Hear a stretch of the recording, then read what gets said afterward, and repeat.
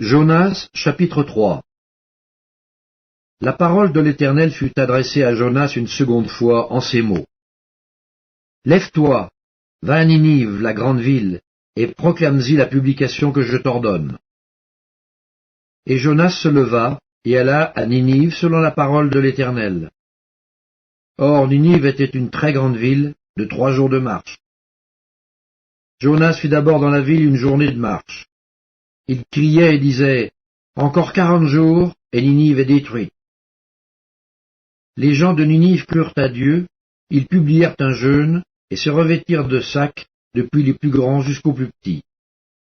La chose parvint au roi de Ninive, il se leva de son trône, ôta son manteau, se couvrit d'un sac et s'assit sur la cendre.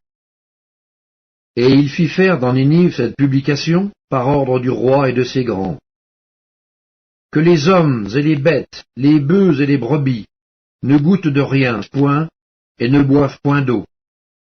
Que les hommes et les bêtes soient couverts de sacs, qu'ils crient à Dieu avec force, et qu'ils reviennent tous de leur mauvaise voie et des actes de violence dont leurs mains sont coupables.